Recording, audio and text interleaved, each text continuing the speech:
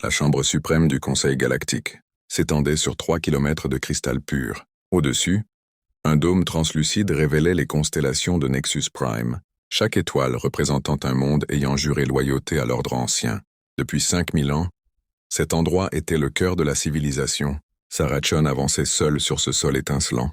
Son uniforme humain, sombre et simple, contrastait avec les armures vivantes, les champs d'énergie et les corps biolumineux qui l'entouraient. Derrière elle, 3 autres humains marchaient sans arrogance, sans soumission. L'éthéré suprême, entité de lumière enfermée dans un champ de confinement, parla le premier. Sa voix vibrait comme un tonnerre lointain. « Espèce humaine, vous êtes convoqués pour répondre de vos actes. » Sarah s'arrêta au centre du cercle. Elle ne s'inclina pas. « Nous écoutons. » Un frisson parcourut l'assemblée. Le délégué Zéphrian claqua ses mandibules métalliques. « Votre expansion viole l'équilibre galactique. 200 systèmes colonisés en 50 cycles seulement.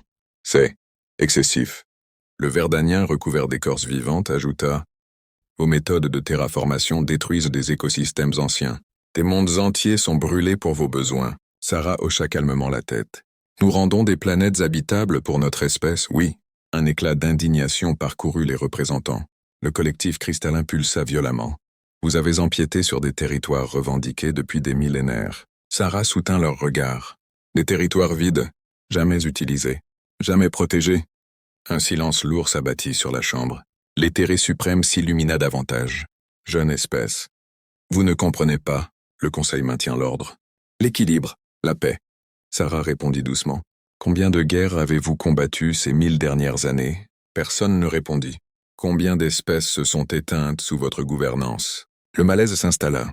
L'éthéré déclara finalement. « Nous vous offrons une alternative. Soumettez votre expansion à notre contrôle. Payez réparation. Respectez notre autorité. » Sarah observa l'assemblée entière, puis prononça un seul mot. « Non, jamais. En 5000 ans, personne n'avait refusé. »« Vous refusez ?» vibra l'éthéré. « L'humanité décline vos exigences. » Un chaos de voix, de fréquences et d'émotions secoua la chambre. L'éthéré avertit. « Si vous partez, il y aura des conséquences. » Sarah se tourna vers la sortie. « Alors vous découvrirez qui nous sommes vraiment. » Les portes se fermèrent derrière elle.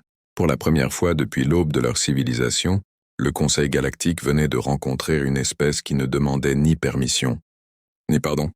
3 jours après le départ des humains, la chambre suprême du Conseil vibrait d'une agitation nerveuse. Jamais une espèce n'avait osé défier l'autorité galactique. Jamais un refus n'avait été prononcé aussi clairement. Le collectif cristallin pulsait d'une lumière instable.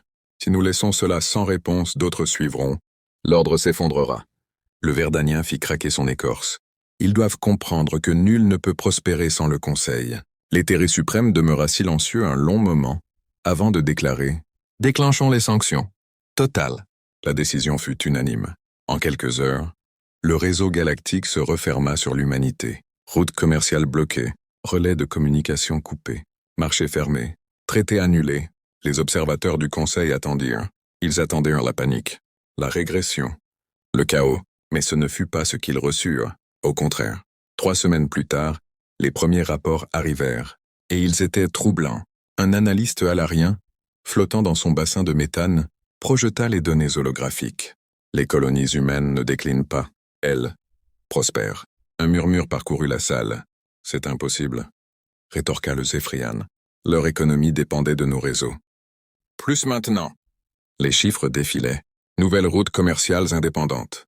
Technologies adaptées à des espèces exclues du Conseil. Système de production autonome. L'humanité ne survivait pas à l'isolement. Elle le contournait. Pire encore, elle bâtissait un nouvel écosystème galactique sans eux. Ils coopèrent avec des peuples bannis depuis des siècles, rapporta l'observateur. Des mineurs marginaux, des espèces oubliées, des mondes jugés instables. L'éthéré suprême vibra faiblement. Ils reconstruisent une alternative. Les chiffres suivants furent encore plus inquiétants. 17 nouvelles colonies en un seul mois. Des installations établies sur des planètes jugées inhabitables. Des systèmes entiers transformés en quelques semaines. Le Verdanien murmura « Personne ne colonise aussi vite, même nous. Nous avons mis des millénaires. » Un silence lourd s'installa. Puis une voix ancienne s'éleva, celle de la conseillère Vente, gardienne des archives, présente depuis la fondation même du Conseil. Peut-être avons-nous mal compris leur refus. Tous se tournèrent vers elle. Les humains ne rejettent pas l'ordre. Elle marqua une pause. Ils rejettent le contrôle. Le collectif cristallin protesta. Notre civilisation a besoin de contrôle pour survivre. Fante secoua lentement la tête. Pas une civilisation qui a appris à survivre sans personne. Un nouvel avertissement apparut sur l'interface centrale. Activité humaine détectée dans la zone contestée. La zone. Région dangereuse, instable.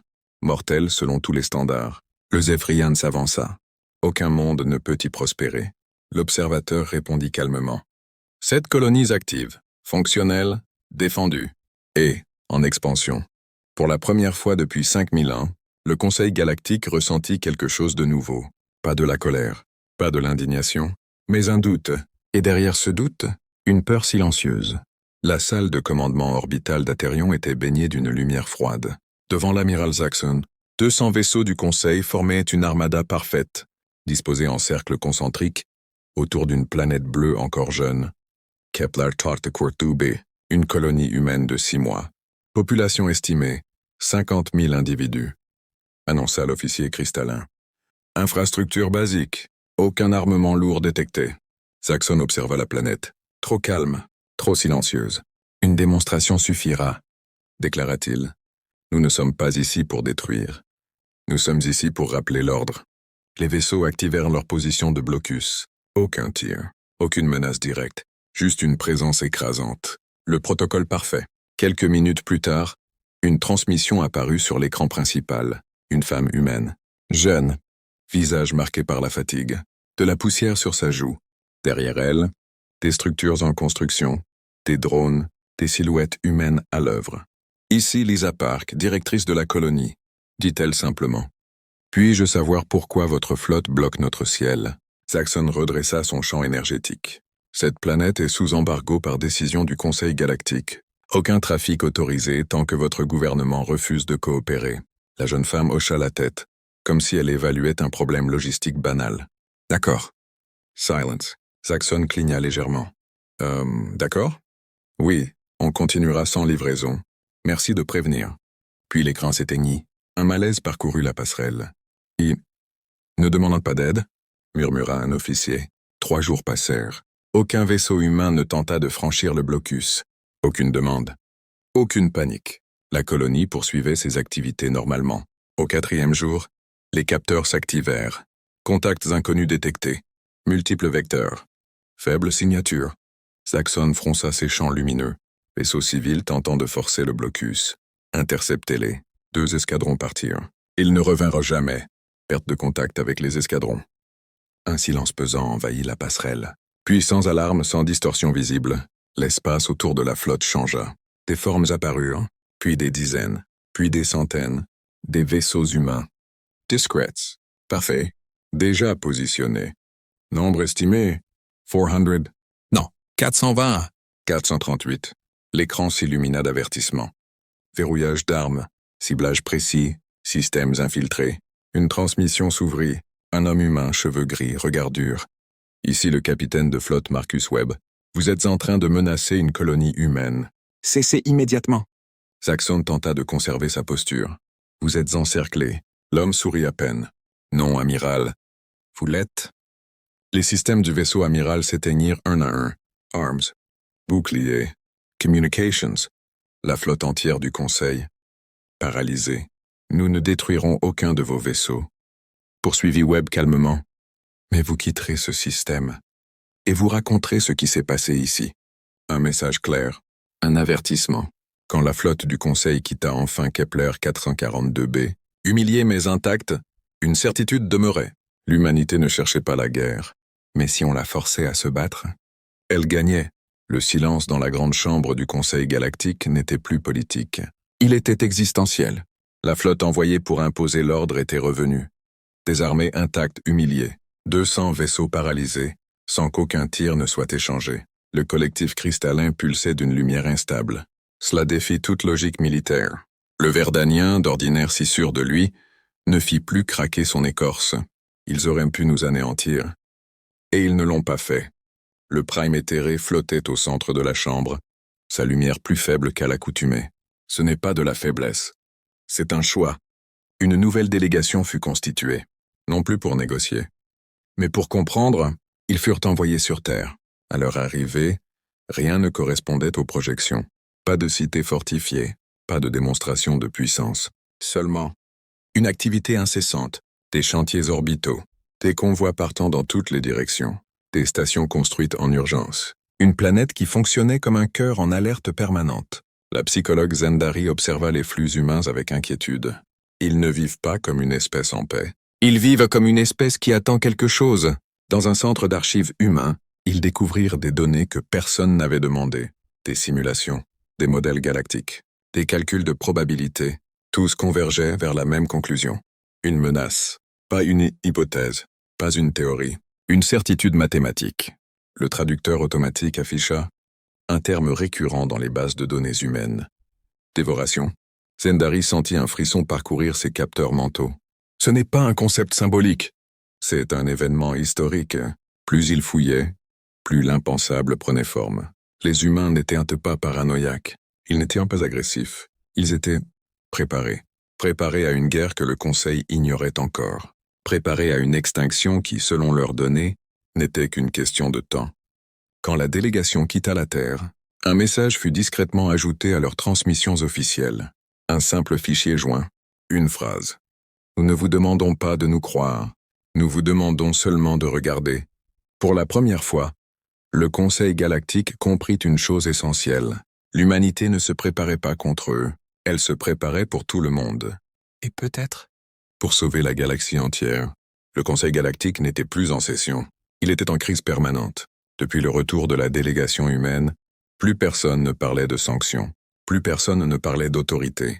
Un nouveau mot circulait dans les couloirs de Nexus Prime. Peur. Les données ramenées de la Terre étaient projetées au centre de la chambre. Des cartes stellaires, des vecteurs de déplacement, des modèles d'invasion, des milliards de points lumineux disparaissant progressivement dans d'autres galaxies. Le collectif cristallin vibrait faiblement. Ces simulations, elles sont trop précises, trop cohérentes. Zendari, la psychologue, s'avança. Parce qu'elles ne sont pas basées sur des théories, elles sont basées sur des souvenirs.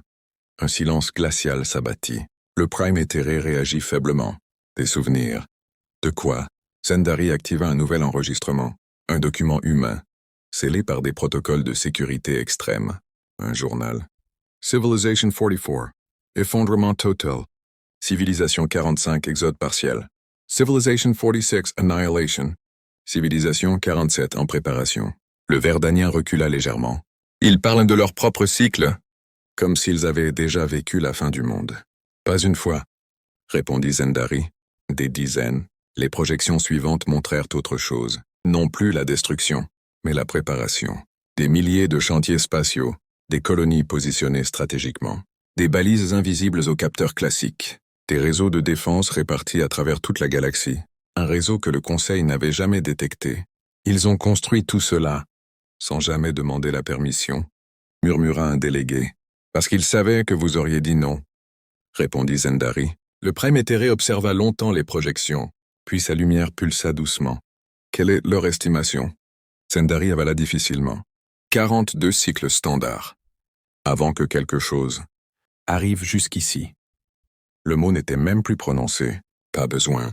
Tout le monde avait compris. Le Conseil, qui avait gouverné la galaxie pendant 5000 ans, venait de découvrir une vérité brutale. Pendant qu'il débattait de frontières et de protocoles, une autre espèce préparait la survie de tous. Et cette espèce s'appelait humanité. Aux confins de la galaxie, là où même la lumière hésitait à voyager, quelque chose s'éveillait. Sur une plateforme humaine dissimulée dans le vide, des capteurs quantiques vibraient faiblement. Un signal presque imperceptible, mais suffisant. L'officier Reyes fixa l'écran. Confirmez la lecture. L'intelligence artificielle répondit sans émotion. Anomalie gravitationnelle confirmée. Signature compatible avec scénario dévoreur. Un silence lourd tomba dans la salle. Reyes activa une ligne cryptée.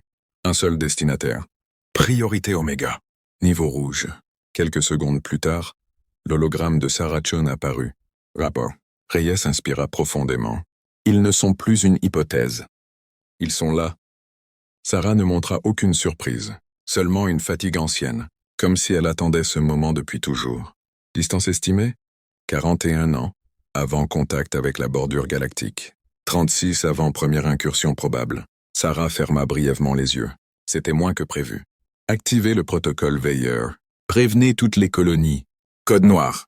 Reyes hocha la tête. Et le conseil? Sarah ouvrit les yeux. Pas encore. Ils ne sont pas prêts. Sur Nexus Prime, le conseil débattait encore. Toujours plus de réunions. Toujours plus de projections. Toujours plus d'hésitations. Le collectif cristallin pulsait d'inquiétude.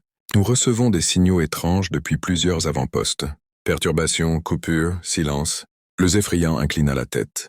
Peut-être des phénomènes naturels. Vente, l'ancienne, resta silencieuse. Puis elle parla doucement. Ou peut-être que la ligne a été franchie. Tous se tournèrent vers elle. Explique. Les humains ne nous ont pas tout dit, murmura-t-elle. Pas parce qu'ils mentent, mais parce qu'ils savent que certaines vérités détruisent, avant même que l'ennemi n'arrive. Un frisson parcourut la salle. À cet instant précis, un technicien interrompit la session. Transmission prioritaire détectée. Origine. Système humain classé. Signature. Authentifié. Le prime éthéré vibra. Diffusé. L'image de Sarah Chon apparut. Plus sombre. Plus grave. Membre du conseil. Vous vouliez la vérité complète. La voici. Elle marqua une pause. Le compte à rebours vient de commencer. L'image de Sarah Chon restait suspendue au centre de la salle du conseil, silencieuse, immobile, comme une sentence. Le prime éthéré fut le premier à parler. Sa lumière vacillait. Quel compte à rebours? Ambassadrice Chon? Sarah soutint leur regard sans détour. Celui de l'extinction. Un murmure parcourut l'assemblée. Pas de colère, pas d'indignation, de la peur pure. Le collectif cristallin pulsa plus fort. Vous affirmez que la menace est confirmée? Oui. Un seul mot. Mais il pesa plus que toutes les décisions prises depuis 5 millénaires. Sarah activa un second flux. Des images apparurent. Des capteurs humains. Des relevés impossibles. Des distorsions de l'espace. Des zones où les étoiles disparaissaient, sans explosion, sans trace. Ce ne sont pas des flottes. Ce ne sont pas des armées. Ce sont des phénomènes intelligents. Et ils avancent. Vente l'ancienne murmura. Les dévoreurs. Sarah acquiesça lentement. Nous pensions avoir encore du temps. Nous pensions pouvoir vous convaincre progressivement. Nous avions tort. Le Zéphrian s'avança. Sa voix tremblait légèrement. Combien de temps nous reste-t-il? Sarah ne répondit pas immédiatement, puis calmement. 36 ans. Peut-être moins. Le silence fut total. 36 ans pour préparer une galaxie, entière à une guerre qu'elle n'avait jamais connue. Le prime éthéré vibra faiblement. Et que propose l'humanité? Sarah croisa les mains devant elle. Plus de conseils. Plus de débats sans fin. Plus de demi-mesures. Elle fixa chaque représentant, un à un. Nous proposons une mobilisation totale. Chaque monde devient une forteresse. Chaque flotte devient une ligne de défense. Chaque espèce contribue, sous une stratégie unifiée. Le collectif cristallin hésita. Sous commandement humain, Sarah ne détourna pas le regard. Sous commandement compétent. Et aujourd'hui, c'est le nôtre. Certains représentants protestèrent, d'autres restèrent figés, mais aucun ne niait plus la réalité. Fante ferma lentement ses yeux anciens, puis déclara d'une voix claire, « Nous avons gouverné par la parole pendant 5000 ans. Et nous avons survécu parce qu'aucune vraie menace ne nous a jamais atteints. » Elle se tourna vers l'hologramme de Sarah. « Peut-être est-il temps d'apprendre à survivre autrement. » Le vote fut silencieux. Pas de cris, pas de cérémonie. Un à un, les représentants levèrent leur symbole d'accord. Ce ne fut pas un acte politique. Ce fut un instinct de survie. Le prime éthéré déclara simplement « Le Conseil galactique accepte l'unification sous commandement stratégique humain. » Sarah ferma les yeux un bref instant, puis les rouvrit. Alors commençons. Les années suivantes transformèrent la galaxie. Des mondes jadis neutres devinrent des bastions. Des flottes marchandes furent reconstruites en escadres de combat. Des espèces pacifiques apprirent à défendre ce qu'elles aimaient. Les humains ne dominaient pas. Ils coordonnaient. Ils formaient. Ils préparaient. Et pour la première fois dans l'histoire galactique, les espèces ne se demandèrent plus qui dirige, mais comment survivre ensemble. Puis un jour, les capteurs aux confins du vide s'activèrent. Une alarme que nul n'avait jamais entendue. Les dévoreurs entraient dans la galaxie. Des formes impossibles, des distorsions vivantes, des ombres capables d'éteindre des étoiles.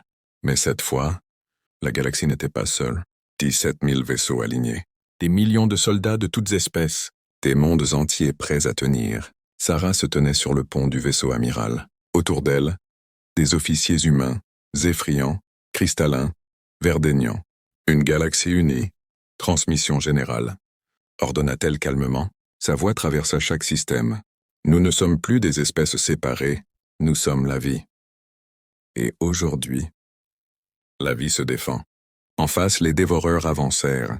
Pour la première fois depuis des millions d'années, ils rencontrèrent une résistance. Une vraie. Plus tard, bien plus tard, lorsque les archives furent écrites, on ne parla pas de domination humaine. On écrivit simplement « Ils étaient ceux qui avaient déjà survécu à l'extinction. Ils étaient ceux qui savaient ce que signifiait tomber et se relever. Et quand la galaxie eut enfin compris, ils ne commandèrent pas, ils enseignèrent.